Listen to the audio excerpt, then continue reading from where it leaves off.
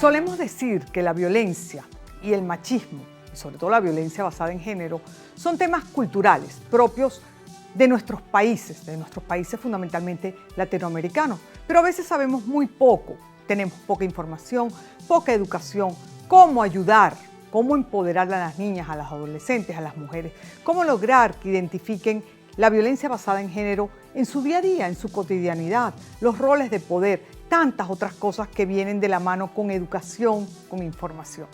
Este es un tema fundamental de nuestro tiempo, es un tema fundamental de información y educación, para lo cual invité para conversar a Dailin Moreno, que es la coordinadora del Programa Nacional de Violencia Basada en Género de ONU Venezuela. Tiene una larga experiencia a su corta edad en este tema, así que estoy segura que la conversación será muy oportuna, apropiada y nos dará muchas luces, sobre todo para aquellas mujeres que tienen interés en este tema. Los invito.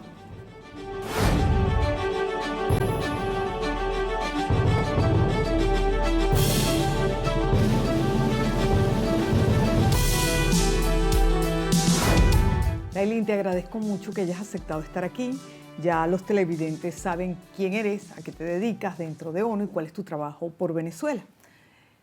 Justamente hace unos días escuché con mucha atención lo que tú y todo el equipo conversaron en la residencia del embajador de Francia con relación a erradicar la violencia, los temas a los que se enfrentan, que son múltiples. Quizás tú nos puedas aportar un poco sobre estos aspectos diversos en la violencia contra la mujer, las niñas y las adolescentes. Gracias.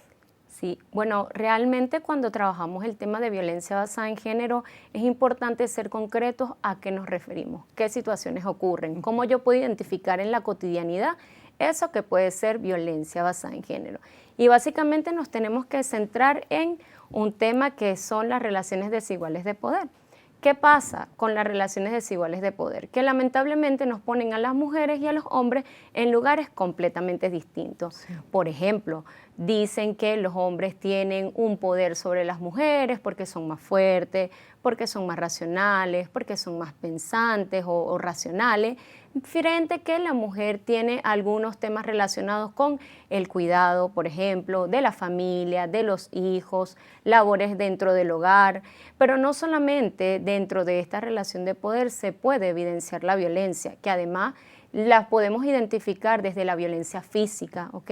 Puede ser una violencia física que tenga que ver inclusive desde empujones, arañazos, que tenga que ver con golpes, incluyendo, situaciones de violencia física que puedan generar incapacidad, fractura y por supuesto la más cruel o grave, que es el femicidio, ¿sí? La muerte de la mujer por razones de género.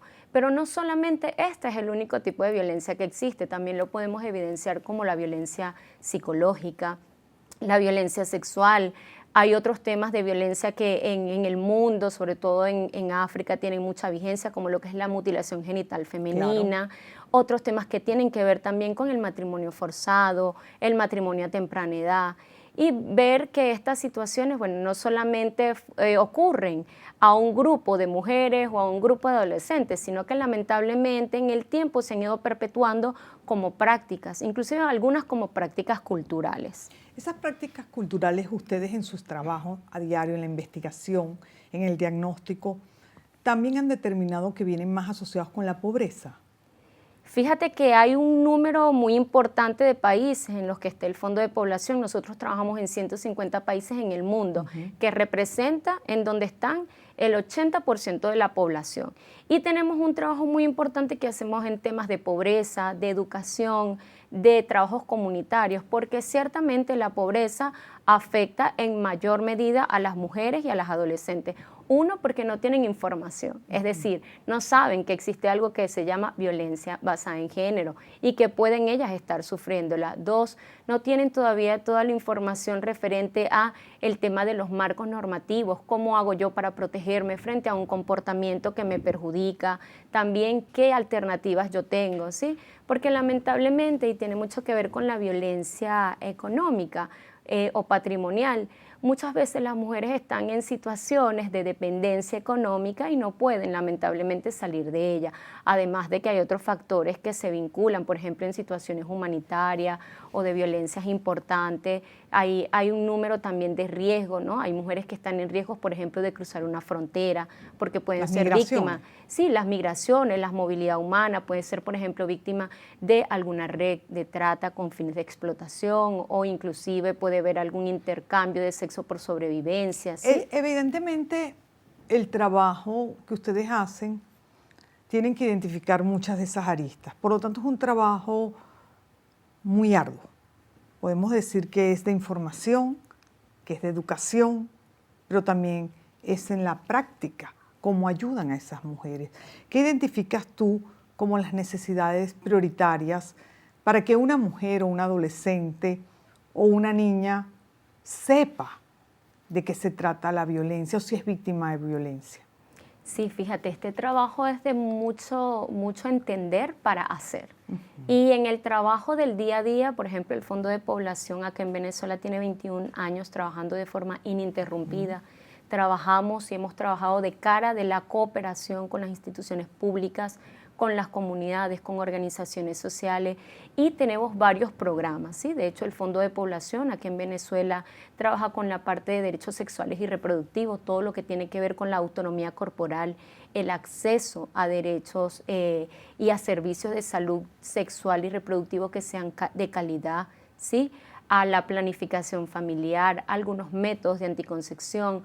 Trabajamos también con lo que es la educación integral para la sexualidad, muy vigente, sobre todo en la población infanto-juvenil, en el sentido de que tenemos información, por ejemplo, en las escuelas, en liceos, y todo lo que tiene que ver con la violencia basada en género, que es el área donde yo me destaco principalmente, y trabajamos precisamente con proveer servicios de calidad, servicios que sean ya sea por las organizaciones o fortaleciendo los de la institución pública, donde las mujeres puedan acceder a, por ejemplo, la gestión de su caso, que puedan tener información sobre lo que es la violencia, si quieren denunciar, que puedan denunciar, que tengan información también sobre qué acciones o qué actividades se pueden hacer. Por ejemplo, tenemos un programa muy hermoso, que es el programa de empoderamiento femenino, que es un programa de 16 sesiones, o sea, dura aproximadamente 4 meses, que se hace en comunidad.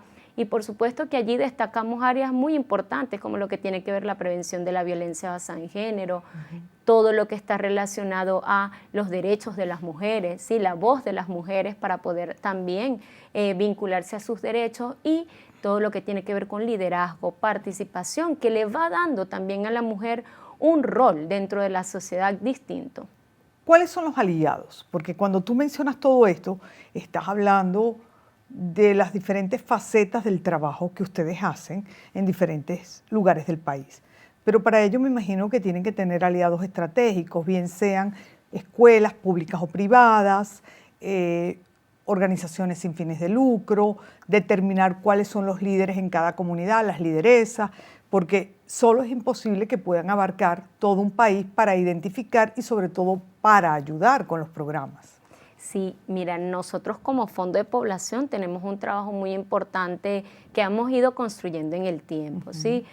Trabajamos mucho con la institucionalidad pública, hemos tenido muchos acuerdos de trabajo con el Ministerio de Salud, en su momento con el Ministerio del Poder Popular para la Mujer y la Equidad de Género, también con el Ministerio de Planificación.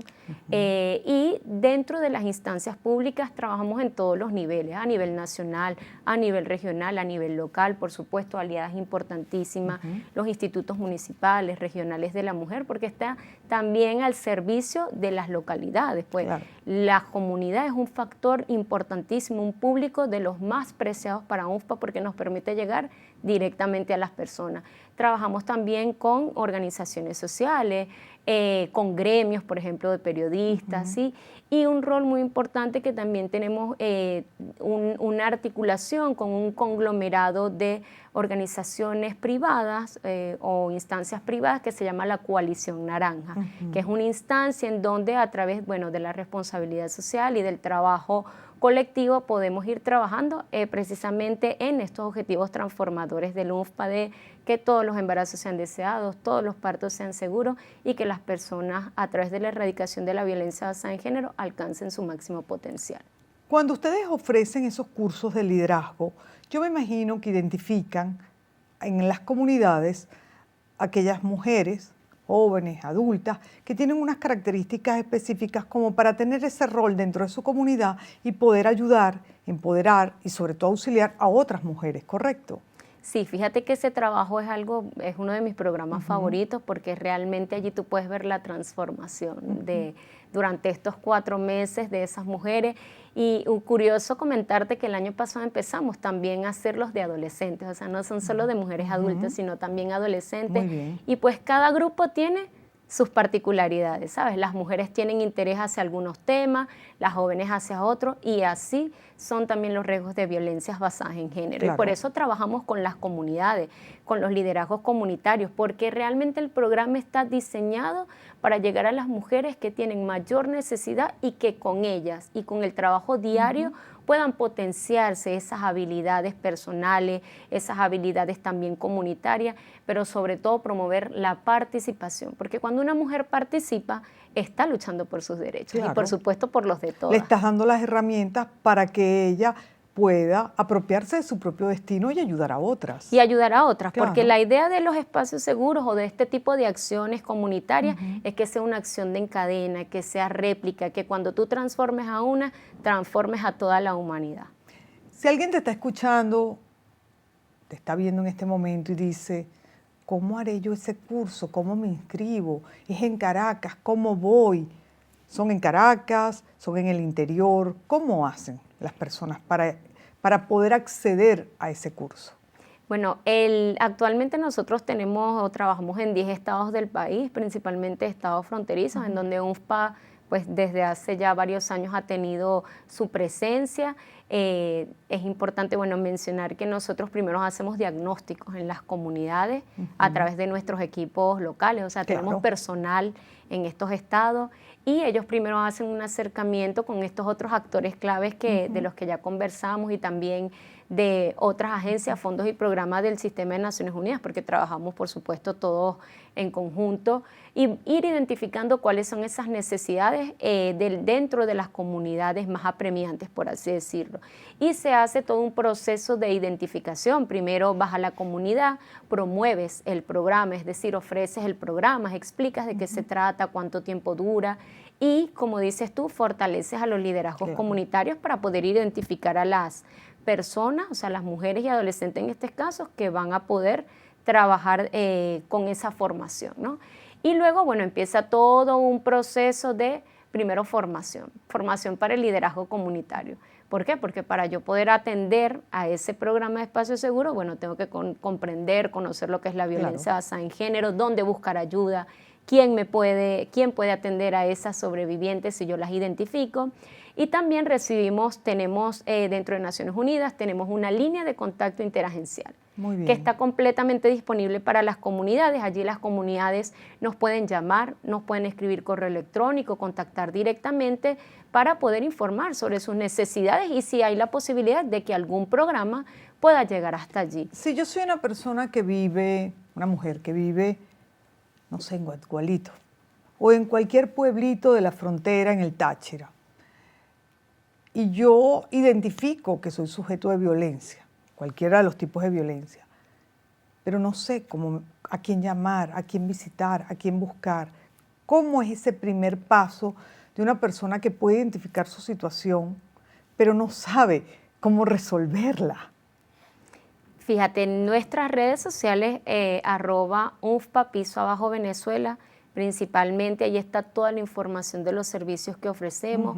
Están colgados unos carteles de servicios y ahí hay información de números telefónicos a los que las personas pueden llamar y acceder directamente. O sea, cualquier persona que quiera información, primero información y luego ya concretar como un espacio ya de cita, de atención diferenciada, especializada, puede hacerlo a través de esos teléfonos que están directamente en nuestra página web, @UNFPA_Venezuela. así nos consiguen también en Instagram, en Facebook, y allí hay información, en los carteles hay información, también pueden escribirnos por mensaje directo o llamar a esta línea de contacto interagencial, en donde cualquier persona va a estar atendiendo. Es importante que sepan que toda la información que recibimos es confidencial, todos los servicios son gratuitos y que también hay personas especialistas para atender a estas consultas y a estas necesidades. No sé si ustedes han identificado, y si lo han identificado, si es algo que se puede decir o no, si son los estados fronterizos los donde hay mayor índice de violencia contra la mujer en cualquiera de sus formas, y que esto tal vez se debe por, bueno, justamente por la migración, de ida y venida, o de ida y vuelta, ¿no? ¿Han identificado los estados donde hay mayor problemática de violencia? Fíjate, nosotros estamos dentro de una arquitectura, pues que es el sistema de Naciones Unidas, y normalmente nos enfocamos también en procesos, como te mencionaba, de evaluación de necesidades, donde también se nos indica y donde también la institucionalidad pública nos menciona que están las mayores necesidades. UNFPA normalmente, a través de sus aliados, es que identifica dónde son las zonas a las cuales en las cuales tenemos la posibilidad de trabajar. Sin embargo, en zona fronteriza, sí, mayormente es donde identificamos que hay una presencia importante. Uno, porque es en donde estamos, pero dos, porque son situaciones diferentes. Y por supuesto, no es lo mismo que una situación de violencia basada en género que viva una mujer que esté en el interior del país, o esté en Caracas, o está más cercana a los servicios que ofrecen, por ejemplo, los institutos municipales, regionales de la mujer, o las organizaciones sociales, a una situación de violencia que está viviendo una mujer que está en una zona fronteriza, que no tiene acceso a la información, como hablábamos, no tiene acceso a la información, no comprende que lo que está viviendo es un tipo de violencia. O está aislada simplemente. Está aislada, puede estar, por ejemplo, puede pertenecer a una comunidad indígena donde no haya acceso fácil a la comunicación. Y también, bueno, porque vemos que estas zonas normalmente tienen mayor dificultad de acceso como a recursos de telecomunicaciones, a recursos en general, para poder atender o asistir a su situación.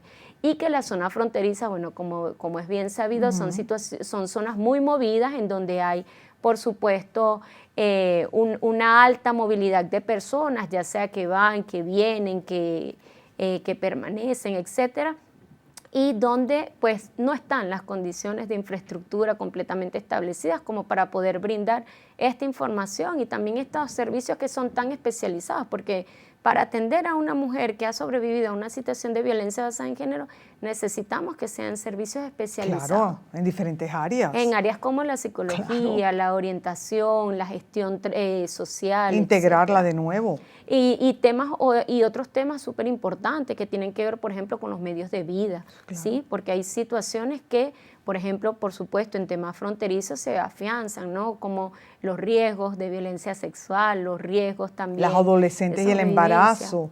Una niña que sujeta un embarazo prematuro, adolescente, producto de una violencia, ¿cómo le das las herramientas para que salga de ese círculo que es el círculo de la pobreza? Porque una niña y de la violencia. Claro, porque una niña que te abandona el colegio, que es un embarazo precoz, adolescente, que no vuelve al colegio, que es producto de la violencia diaria, ¿cómo sale de ese círculo que es de violencia, es de pobreza, pero le trunca el futuro? ¿Cuál es la experiencia de ustedes con las adolescentes? ¿Sienten que están hoy en día más preparadas, tienen más herramientas, son las que más acuden a ustedes? ¿Cómo ves eso? Fíjate, nosotros trabajamos con una población adolescente muy importante. De hecho, es una de las poblaciones más principales o principal con el que el Fondo de Población trabaja y está enfocada a todo lo que tiene que ver con juventudes. Claro. Y dentro del trabajo que nosotros hacemos, además de todo lo que tiene que ver con la promoción, la prevención a la violencia basada en género, por supuesto, trabajamos mucho con lo que es la autonomía corporal, ¿sí? Y a través de las redes sociales, que tú me preguntabas, bueno, ellas son a las que más atienden, ¿cómo es eso? Por las redes sociales son de nuestros principales públicos, ¿sí? En donde siempre estamos recibiendo información, recibiendo como búsqueda de oportunidades. Miren, ¿cómo puedo acceder a esto? Me gustaría participar. y nosotros hemos desarrollado diferentes plataformas como concursos, como actividades en comunidad, como ferias de servicio, en los cuales llevamos precisamente el mensaje de la prevención, pero la prevención siempre va a estar acompañada de servicios especializados, de los que te estaba comentando, porque bueno, de nada te vale prevenir la violencia basada en género si no sabe la gente dónde acudir cuando reconoce que ha estado viviendo una situación. Y en el caso de las jóvenes y de las adolescentes, te mencionaba ahorita que bueno, trabajamos con los espacios seguros, que allí tanto las mujeres como las adolescentes tienen como su foco en algunos tipos de violencia y también algunas necesidades que vienen dadas por el enfoque de edad y diversidad de cada uno de los grupos, ¿no? Y por ejemplo, con el tema de las jóvenes nos enfocamos mucho en el empoderamiento, todo lo que tiene que ver con proyecto de vida, que puedan acceder a servicios especializados y el acompañamiento que hacemos para que conozcan los servicios, ¿sí? Que no solamente, bueno, los servicios que tienen que ver con educación, con salud, sino que hay otros servicios especializados que tienen que ver inclusive con acompañamiento psicosocial, en donde ellas también pueden buscar orientación y recibir una atención más particular y más individualizada. De todo el trabajo que han venido realizando y que tú has realizado en particular, tienes más de 12 años en este trabajo, y además lo estás haciendo aquí en Venezuela, ¿qué es lo que más te ha impactado sobre qué área es la que tú crees que hay que trabajar más en el país? De manera genérica, evidentemente.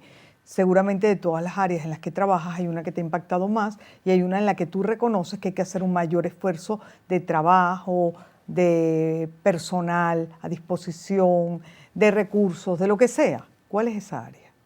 Yo creo que el tema de la prevención es un área clave para poder hacer el trabajo en general que se hace desde cualquier situación o problema humano, como por ejemplo la violencia basada en género. La prevención nos da la oportunidad de llevar el mensaje primero para identificar, para comprender qué es la violencia basada en género, cómo yo puedo identificarme como sobreviviente de la violencia basada en género. Eso es educación e información. Y exactamente. Y es muy importante que este tipo de herramientas se utilicen, no solamente para hablarlo en colectivos o en espacios públicos, sino para hablarlo desde los comunitarios. En la comunidad en donde está principalmente las mayores personas afectadas por la violencia basada en género. Pero no solamente pues desde la comunidad, el sentarme en un espacio comunitario a hablar, sino también dentro de los servicios comunitarios, por ejemplo, que en los servicios de salud también hay información sobre lo que es la violencia basada en género, que en los servicios de educación hay información sobre lo que es la violencia basada en género, en los liceos, en los colegios, porque parte importante de poder saber qué puedo hacer es comprender lo que es la violencia basada en género. Y la mayoría de las mujeres no conocen todavía, no identifican. O no la identifican salvo que sea muy grave. Y también nos quedamos en el tema... y la gente le cuesta una vez que lo identifica salir de los círculos de la violencia. Y también en general, cuando ya tú lo identificas, ¿verdad? Hay algunos preceptos sociales que tú dices, bueno, pero ¿por qué esta mujer se queda en esa situación? Pero también tenemos que entender que hay cosas que, por ejemplo, hay algo que se llama el círculo de la violencia. Claro. El círculo de la violencia realmente nos ayuda a entender y a comprender por qué no se sale inmediatamente de esa situación. Y puede una mujer salir si no quiere, porque no la puedes obligar. Y tienen que identificarse, también tiene que haber factores de protección que puedan trabajar en apoyar y coadyuvar cuando se da la identificación de la violencia y cuando esta mujer está pidiendo ayuda. En esos programas de liderazgo y de empoderamiento, en los que asisten jóvenes, adolescentes, mujeres ya adultas, ¿se han presentado hombres? El programa específicamente es un programa de empoderamiento femenino. ¿Por qué te tenemos otro que trabajamos otro? Tenemos otro programa que trabajamos con masculinidades y allí, bueno, trabajamos principalmente con hombres adultos, con hombres adolescentes y precisamente les apoyamos a poder identificar lo que es la violencia basada en género. Para poder educar a otros. Reeducar, educar y acompañar, porque también el tema de comprender la violencia basada en género pasa primero por comprender que no es solo un problema de mujeres. Claro, por eso que es un problema que lamentablemente afecta a toda la sociedad y que los hombres también tienen situaciones de violencia que les afecta de forma diferenciada. La violencia es un problema cultural en todos nuestros países, Por lo tanto, las nuevas generaciones hay que ayudarlas a entenderlo, a identificarlo, a que se preparen. Y eso va para las mujeres que son sujetas de esa violencia, pero también para los hombres. Y en muchos casos los hombres también son sujetos de la violencia.